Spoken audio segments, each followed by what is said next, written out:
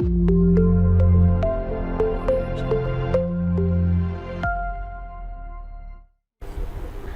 the previous class, we have seen different systems like S3 system, S4 system and R5 systems. For the today's class, we will see the concept of loops. Okay, so we have different kinds of loops in different languages like for loop, a while loop and then do while loop in other programming languages. Here we have different loops like for loop, okay, so while loop, and the other one is called as a repeat loop. Okay, instead of do while loop we have a repeat loop. Okay, so at the end of this lecture we will be able to create our own loop, okay, so for a given problem. So that is the objective of this class. And let us start with the for loop. Okay. Next let us see some examples. Okay, so first I have given a question here, print the following numbers using a for loop. Okay, so I want to print the numbers like this. Okay, so these are the list of numbers that I need to print. Okay, so my list has started with 1 and then it has ended with 10. Okay, so at this case what you will do, okay, so you need to write, let us start. Okay, so for we will start with a for keyword. For I am going to take the variable as I, so I in. Okay, so you need to pass, actually your syntax of a for loop is like this, for variable in. Okay, so you need to write variable in, okay, some vector.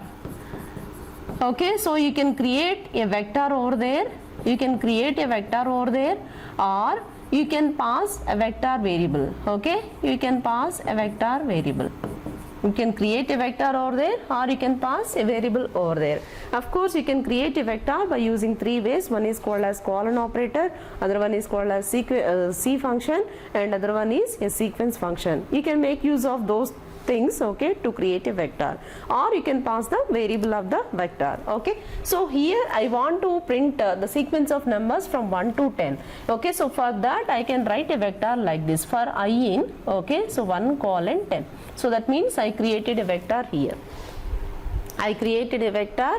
Okay, so it is nothing but a vector. So this is created by using colon operator. So for I in 1 to 10, so that means my first I value is 1 and then it goes to the for loop. Okay, so for loop it goes to the for loop and then it is going to be printed. Okay, so print of I need to print the I value. Okay, so when I give I in 1 to 10, so the first value of I is 1 and then when the I value is 1, it is going to be inside of the for loop. So print of I have printed 1. Okay, so next I value will take other value from the vector, so that is 2. Okay, so next I value will be 2 now and then print of I, so that is print of 2, and then next I value will be 3. Okay, so it goes to the printing statement, so print of 3. Okay, so print of I, that is 3. So like this you will print up to 10. Okay, so you will start with one number and then you will end with 10. Okay, so like this you will have a sequence of numbers from 1 to 10. Okay, so this is the logic. And then next let us see, you can also write this program, you can also write this for loop. Okay, so like this, let us say some x is equal to C of, I require the numbers from 1 to 10. Okay, so I can write the numbers like this, 1 2 3 4 5 6 7 8 9 10. Okay, so that means that whatever the elements that are required for printing, I have stored all those numbers in one vector, and now I will pass this vector as a variable. Okay, so to the for loop. Okay, so for I am going to pass this vector x. Okay, so for I in, okay, I in x. So every time I will take the value from the x. Okay, so and then I am going to print. So print of I, print of I. So like this you will create a for loop for a given statement. And then next let us see other example, print the following vector using for loop. Okay, so this is my vector. Okay, I want to print it. Okay, so first let us save all these keywords. You can observe here these are keywords. Okay, so first keyword is my, and second keyword is second, third keyword is for, fourth keyword is loop. Okay, so first let us save all these vectors, first let us save all these keywords in one vector. So let us take a vector. So I am taking the vector name as x is equal to C of, I am going to store all these keywords in the vector. Okay, so by using a C function, the first keyword is my and the second keyword is second. Okay, and then third keyword is for, and then fourth keyword is loop.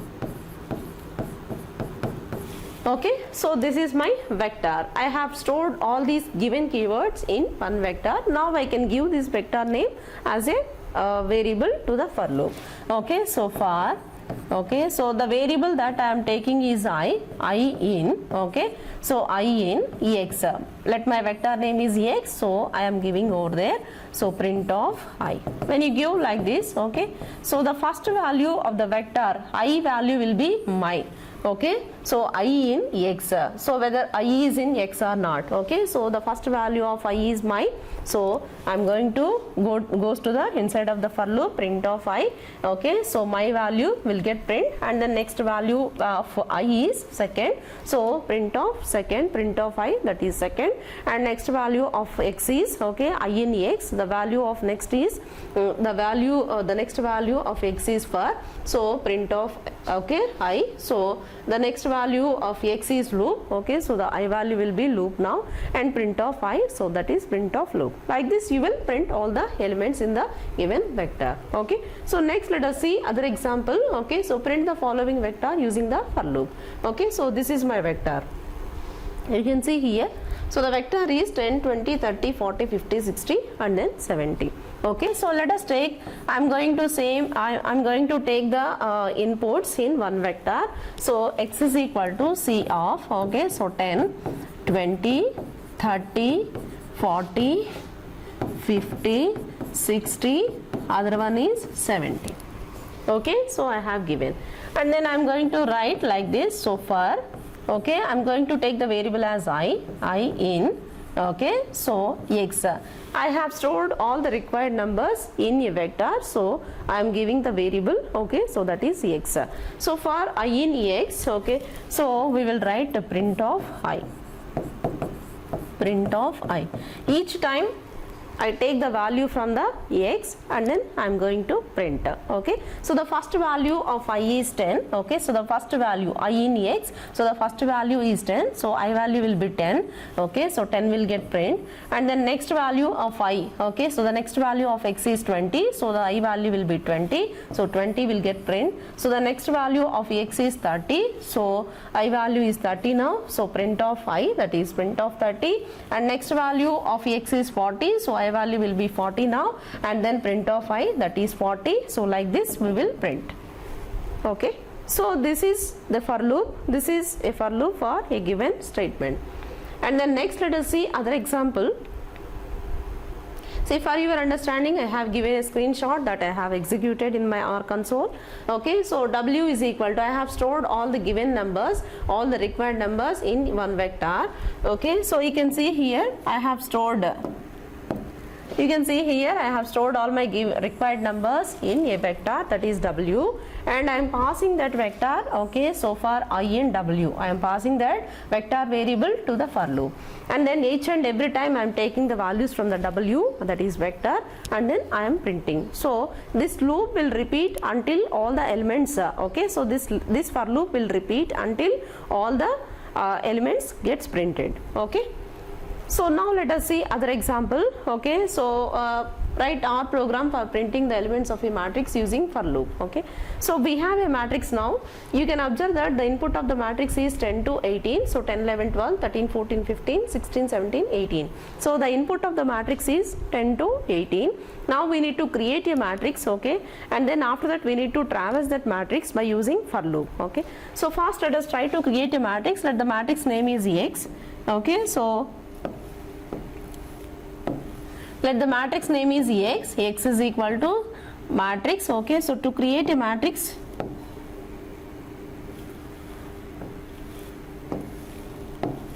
now let us create a matrix. Okay, so the matrix name is X. X is equal to create a matrix we have a function that is matrix. X is equal to matrix of, the input given for the matrix is 10 colon 18.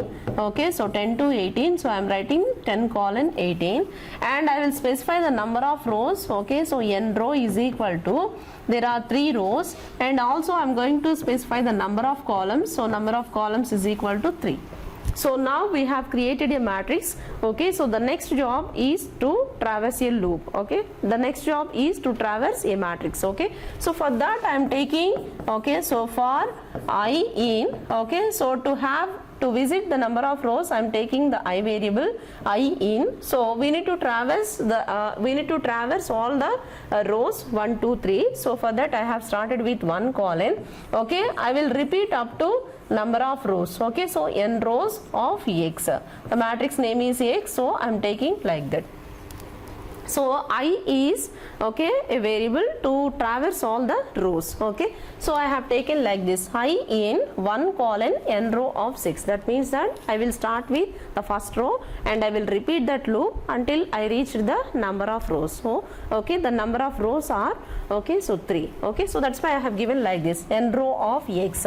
Here I don't know, if we don't know the number of rows for a given matrix, at this case you can give like this, n row of 6. And then I'm going to give one more, I'm going to write one more for loop. Okay, so for to traverse all the columns, okay, so to print one by one j, I'm taking one, I'm going to take one more loop. Okay, so for j in, okay, so 1 colon, and to get the number of columns we have a function, so n column.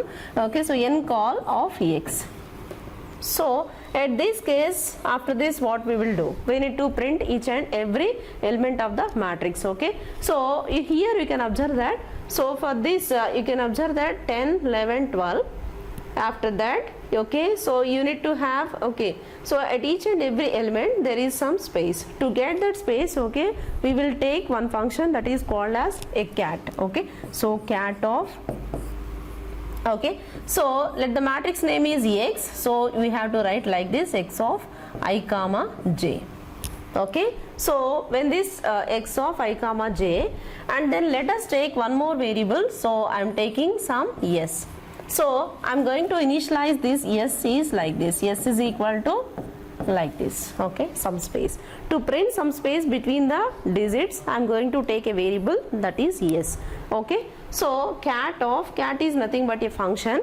Okay, so x of ij, that means at each and every ith row and jth column I am going to take the element and then printing, and then after that I am going to give some space. Okay, so I have printed. Okay, and after that, okay, so I am going to close this for loop. And after this, okay, so for the first row and n number of columns you need to have a new line. Okay, to get that new line you need to write a command. Okay, so that is cat of /n. So to get a new line we have a command that is /n. Okay, so print this /n in the cat function. Okay, so you will print this, you will visit this matrix. Okay, you will visit the given matrix by using a for loop. Okay, like this. And then next, for your understanding, I have given a screenshot. Okay, so this is my matrix, I want to print the matrix, and then I have executed the program in my R console. Okay, so you can see here for the first I have, you can see here for the first I have created a matrix that is x, and after that, okay, so I have taken s, so this is for printing the space between the, okay, so this is the this is for printing the space between the digits. Okay, so one by one, okay, we need to print and then we need to give some space. To get that space I have given, okay, some variable that is s, so in that s I have stored empty space. Okay, so for I in, okay, so to print the rows, okay, I have taken I loop. Okay, so I variable for I in 1 colon n row of x. Okay, so n row of x, and after that for j in 1 colon n column of x. Okay, so and after that I have printed the element cat x of ij. Okay, so to get the value from the matrix we need to take x of I, okay, x of ith row jth column. Okay, so x of I comma j, and then to give the space between the digits you need to write s, and then this s must be, okay, so you can take any variable. Okay, so I have taken s here, so just declares give some space or store some space in s and then pass it to the cat function. Okay, so to get a new line I have written cat /n. Like this you will print the elements of a matrix. Next let us see other program. So write our program for printing the elements of a list using for loop. Okay, so we have seen how to visit a vector, and we have seen how to visit a matrix. Now let us see how to traverse a list. Okay, so this is my list. Okay, you can observe here. So this is the list, and I want to print this list. Okay, so first we need to create a list, and after that we will try to visit that list using for loop. Okay, so first let us create a list. Okay, so let the list name is x. Okay, let the list name is x. So x is equal to, I am going to make use of the list function. So to create a vector, we have a vector function. To create a matrix, we have a matrix function. To create a list, we have a list function. Okay, so x is equal to, so let my list name is x is equal to list of. Okay, and you can observe here for the list there are two variables. One is, there are two attributes. One is name, other one is marks. Okay, you can observe here for the list there are two vectors. One is name, other one is marks. Okay, so we need to specify them. So name is equal to, okay, so name, I am going to create a vector for the name. So what are the name values? So there are three names. One is A. Okay, so one is A, other one is B, and then other one is C. Okay, so we have created a vector for name, and then one more vector is there, that is marks. Okay, so we will create a vector for that marks. Okay, so marks is equal to, okay,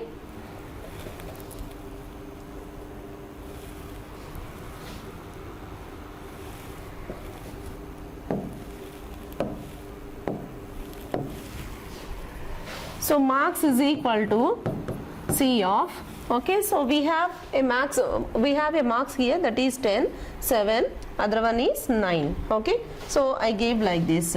Okay, so that is 10.7. Okay, so I gave like this, 10, 7, other one is 9.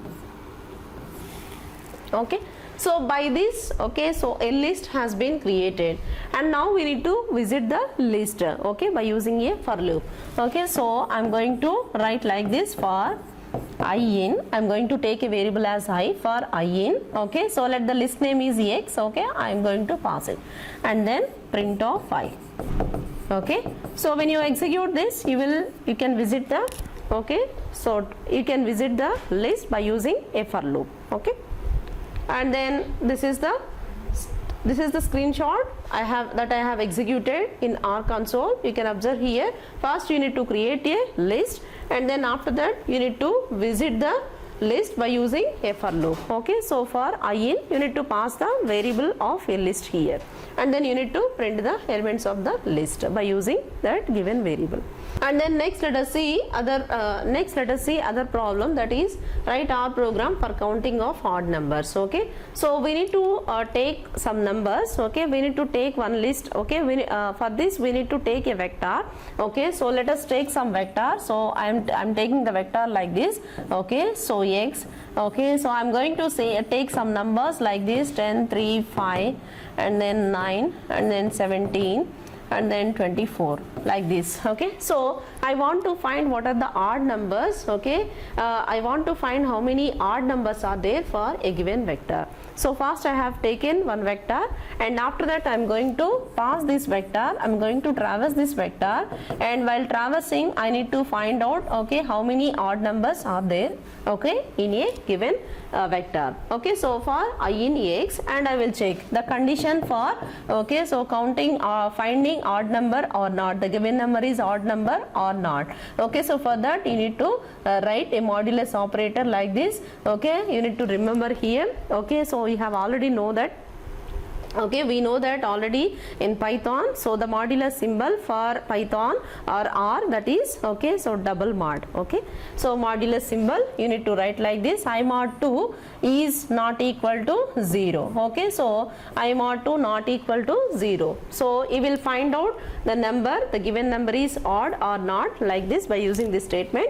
When that given number is not divisible by when that given number is not divisible by 2, you can tell that the given number is odd number. Okay, so if I mod 2 is not equal to 0, that means that you are testing about given number is odd or not, and whenever you encountered the number odd, okay, so you will count it. Okay, so count is equal to count plus 1.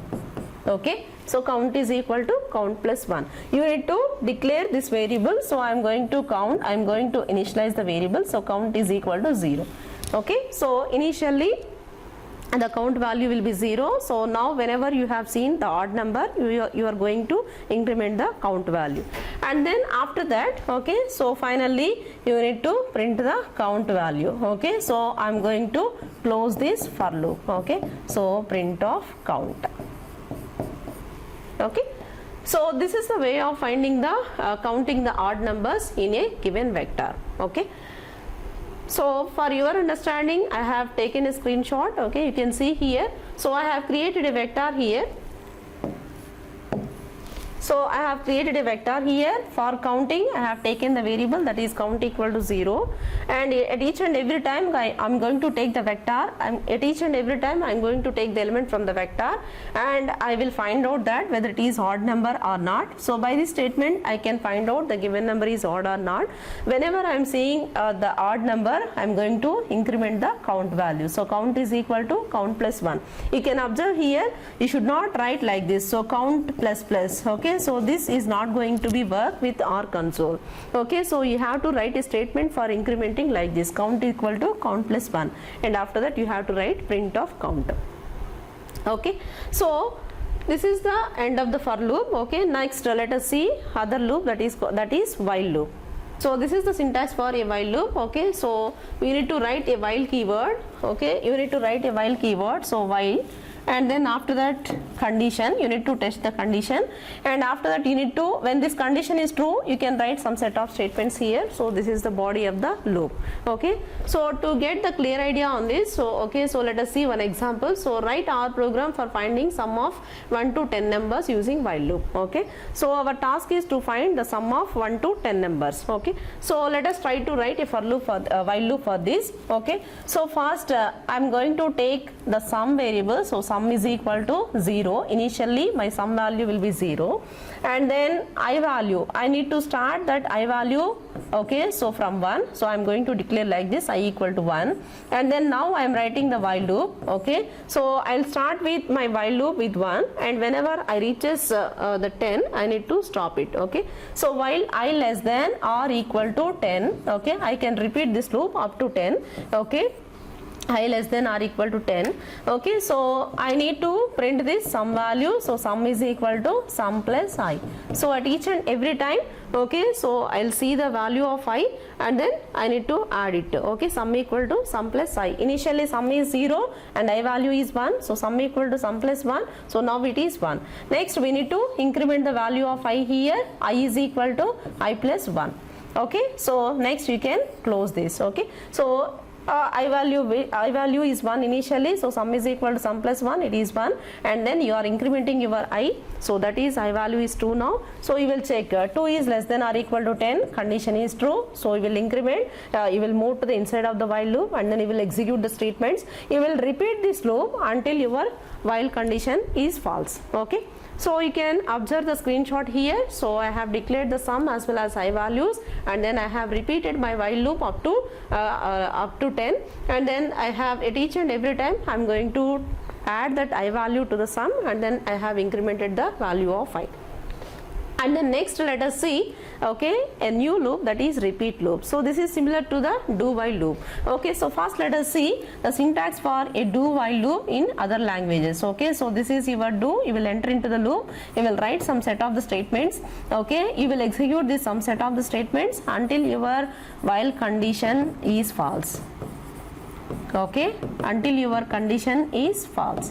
So this is the syntax for writing a do while loop in other programming languages. So this repeat loop is going to be work like this. Okay, this repeat loop is going to be work like a do while loop. Okay, so for the syntax, so see this one, this is the syntax. So first you need to start with a repeat keyword, you will enter into the loop, you will write some set of the statements, you can execute some set of the statements, okay, until your if condition is false.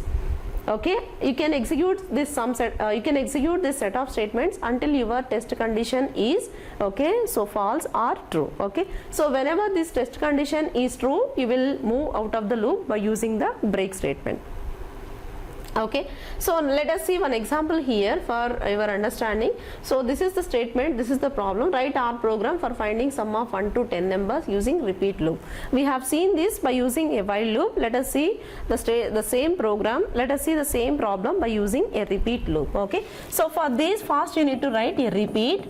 Okay, so first for finding the sum value, I need to take the value sum is equal to 0 and then I is equal to 0. So I have taken two values here, sum equal to 0 and I equal to 0, and I am moving inside of the repeat loop. So sum is equal to, at each and every time I am adding my sum value, sum is equal to sum plus I, and then I am going to increment the I value, I is equal to I plus 1, and whenever this I has reaches okay, so greater than 10, okay, I will stop the loop. Okay, so I greater than 10, I am stopping the loop. Okay, so like this you will write the repeat loop for a given statement. Okay, you will start with your sum value, you will declare your values, you will declare your variables initially, and then you will enter into the repeat loop. Okay, so your sum value initially is 0 and then sum is equal to sum plus I, so that means I value initially it is 1. Okay, so I is equal to sum is equal to sum plus I, that is sum plus 1. Okay, so 0 plus 1, so your sum value is initially 1. Okay, so next I is equal to I plus 1, so that means that whenever you add I, you are going to increment it. Okay, so now it is 2. Okay, so sum is I equal to 2 now, and then you are checking 2 greater than 10, condition is false. Okay, I will enter into the loop. You will again execute the statements of the repeat loop, and then you will execute this repeat statements until your condition, okay, is satisfied.